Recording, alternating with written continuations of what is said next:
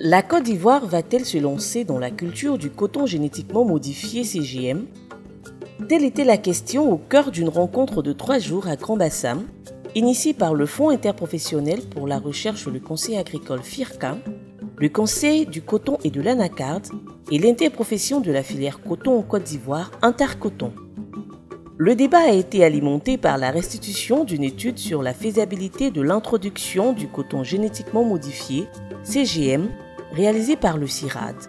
Cet atelier, qui a regroupé des représentants des structures et organisations professionnelles de la filière coton, des universités et grandes écoles, des structures de recherche et d'encadrement, des partenaires techniques et financiers, ainsi que des représentants du ministère de l'Agriculture et du Développement rural et du ministère de l'Environnement et du Développement durable, avait pour objectif de présenter aux acteurs et partenaires de la filière coton les résultats pertinents de l'étude de faisabilité du coton génétiquement modifié CGM en Côte d'Ivoire. Il s'est agi de présenter l'état d'introduction, les connaissances et les attentes du CGM en Côte d'Ivoire, partager des connaissances sur l'utilisation des OGM dans le monde, proposer des recommandations en matière technique, économique, organique, institutionnelle et juridique sur les CGM en Côte d'Ivoire. La question des organismes génétiquement modifiés OGM reste une des plus sensibles depuis la fin du XXe siècle. Depuis l'avènement des OGM dans l'agriculture dans les années 90 et la volonté de diffuser leur utilisation, des vagues de mouvements se sont érigées contre. Partout, producteurs agricoles et consommateurs se sont mobilisés pour faire connaître leur opposition. Dans bien des pays producteurs et exportateurs de fibres de coton, la tendance est à l'introduction du coton génétiquement modifié. Troisième producteur de coton avec plus de 450 000 tonnes de coton en 2015 en Afrique de l'Ouest et qui ambitionne de produire 600 000 tonnes à l'horizon 2020, la Côte d'Ivoire ne peut éviter le débat sur les OGM, comme le souligne le directeur du département des cultures d'exportation et production forestière et le directeur exécutif du FIRCA. Et les chercheurs l'ont dit que c'est la première étude de ce genre dans le monde. Sinon, vous avez vu tous les pays qui adoptent ou qui rejettent les organismes génétiquement modifiés n'ont jamais pris la précaution de faire une étude de faisabilité préalable. Ça a été des décisions des autorités, soit de l'adopter ou de rejeter.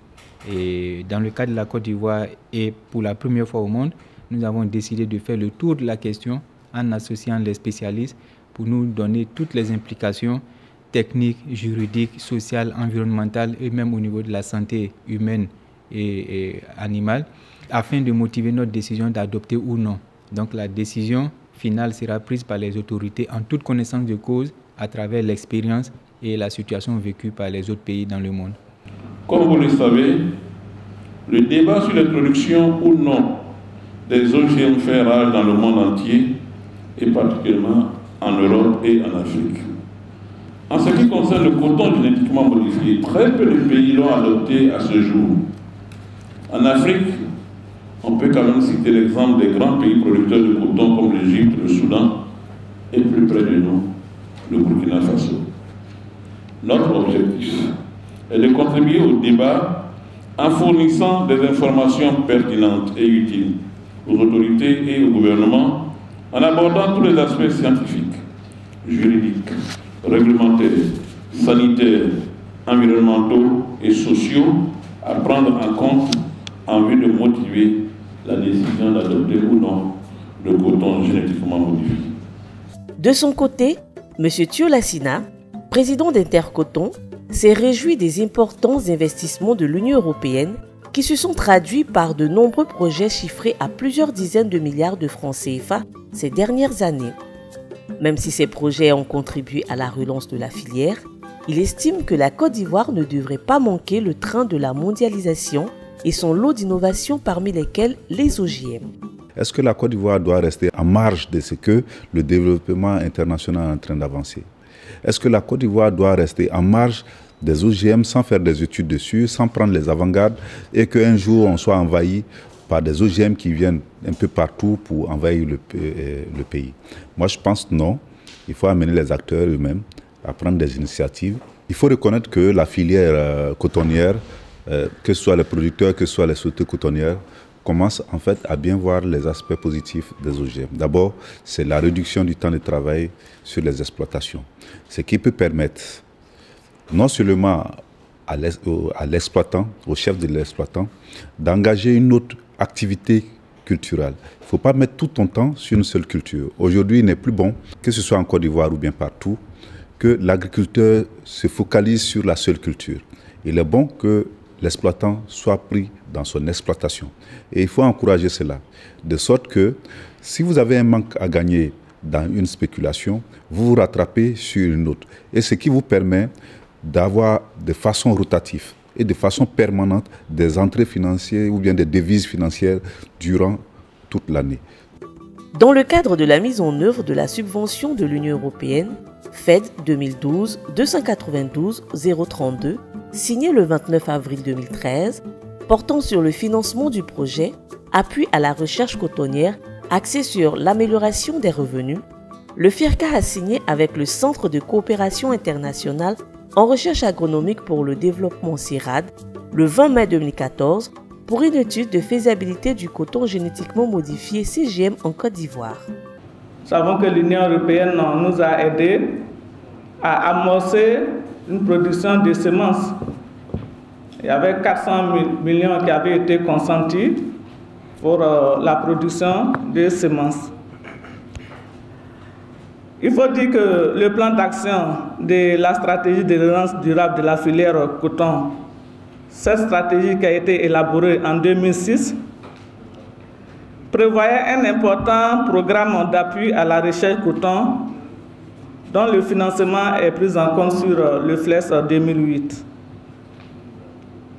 Ainsi, en concertation avec l'Intercoton, le FIRCA, le MINADER ex-Minagri et les services de l'ordonnateur national du FED et de la délégation de l'Union européenne, donc avec tous ces acteurs, le CNRA a élaboré un projet sur la recherche cotonnière d'un montant de plus de 2 milliards de francs CFA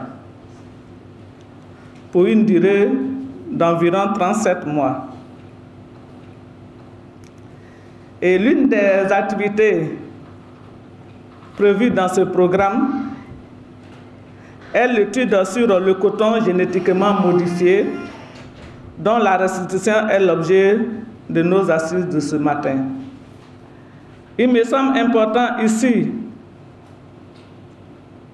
d'insister sur la vision de l'État en matière de OGM exprimée dans la stratégie de relance de la filière coton. Cette vision qui veut que la Côte d'Ivoire se positionne sur l'utilisation des semences transgéniques qui, bien qu'elle suscite un débat souvent passionné, constitue une innovation technologique majeure de ces dernières années dans le monde entier. La question des OGM ne concerne pas que le secteur de l'agriculture seul, mais également ceux de l'environnement, de la recherche et de la santé entre autres. Ainsi, pour une question aussi cruciale et aussi importante qui engage la vie de millions d'Ivoiriens, les autorités de notre pays ont le devoir de maîtriser tous les aspects avant d'en autoriser ou non son introduction. La Côte d'Ivoire ne veut pas se lancer dans la culture des produits OGM comme un effet de mode.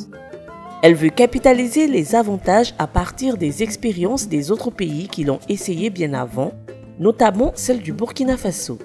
La Côte d'Ivoire, en cette période de 2016, a une chance par rapport aux Burkinabés qui ont pris la décision d'adopter plus tôt que vous, parce qu'il y a possibilité de tirer leçon des expériences des autres avec un recul beaucoup plus important. Donc dans l'étude que nous avons partagée, on a notamment informé sur les leçons qu'on peut tirer des expériences de par le monde, reconnaître que ça peut apporter en fonction des conditions qu'on saura mettre en place. Pour le cas du Burkina Faso, les producteurs ont été en fait à la base de l'introduction de cette technologie. Depuis 2003, nous avons réalisé des expérimentations et c'est à partir de 2009 que nous avons commencé la production commerciale. Et j'avoue que l'engouement des producteurs autour de cette technologie est grand. Et on peut dire que la plupart des producteurs voudraient faire ce type de cotonnier qui leur permet d'avoir un gain de temps, hein, n'est-ce pas, et aussi un gain de productivité.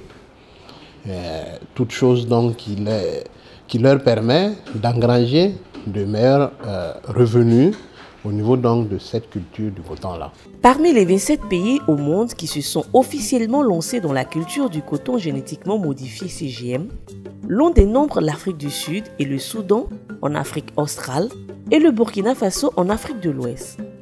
Si pour l'heure aucun cadre juridique ne permet à la Côte d'Ivoire d'envisager l'utilisation des organismes génétiquement modifiés sur son sol, cette étude de faisabilité conduite par le CIRAD semble en tracer la voie. Aujourd'hui, même si des voix s'élèvent partout dans le monde pour réclamer une agriculture zéro pesticide, se tournant résolument vers l'agroécologie, tout le monde aspire également à manger sain, à manger bio, car comme le conseillent les médecins, la nourriture est le premier médicament de l'homme. Alors, prudence.